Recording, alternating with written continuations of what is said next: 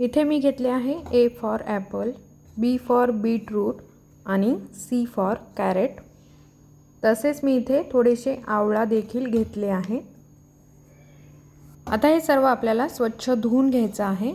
स्वच्छ धुवून यावरील साल जे आहे ते काढून घ्यायचं।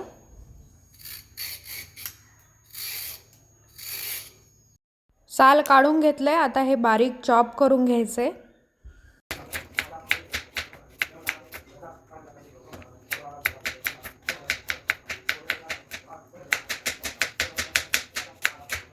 आता इथे सर्व मी बारीक चॉप करून घेतलंय।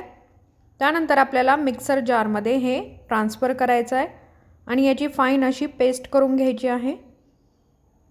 ही पेस्ट करत असताना आता लगेचच पाणी ॲड करायचं नाही।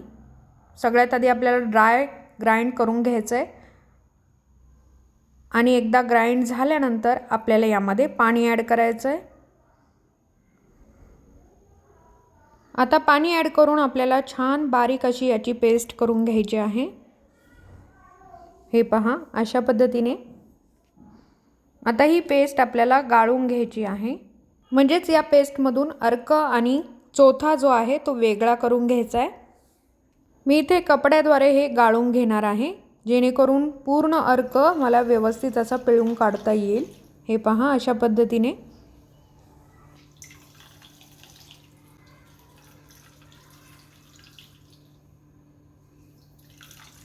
पेस्ट मधून पूर्ण रस मी काढून घेतलाय आणि इथे उरलाय चोथा। आता हा आपल्याला टाकून द्यायचा आहे।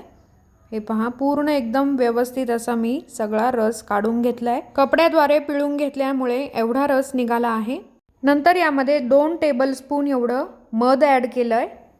त्याचबरोबर 2 टेबलस्पून एवढा लिंबाचा रस देखील ॲड केलाय। त्यानंतर आपल्याला अगर अगर पावडर किंवा मग जेलेटिन पावडर असेल तर ती 1 टेबलस्पून एवढी यामध्ये ॲड करून सर्व व्यवस्थित असं मिक्स करून घ्यायचंय।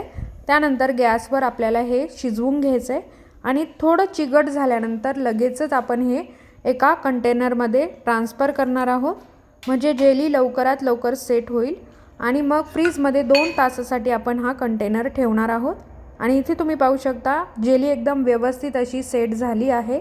रोज याचे 2 क्यूब आपण खाल्ले तर आपल्या शरीरात खूप सारे बदल होतात। या जेलीमुळे हिमोग्लोबिन वाढते, शरीरातील रक्ताभिसरण सुधारते, थकवा कमी होतो, एनर्जी वाढते, त्वचा व केसांसाठी खूप फायदेशीर आहे। तसेच नॅचरल ब्लश येतो चेहऱ्यावर। अशा पद्धतीने याचे खूप सारे फायदे आहेत। आय होप तुम्हाला माझा आजचा व्हिडिओ नक्की आवडला असेल। आवडल्यास लाईक करा, शेअर करा आणि सबस्क्राइब केल्याशिवाय जाऊ नका। पुन्हा भेटू एका नवीन व्हिडिओसह। Thanks for watching.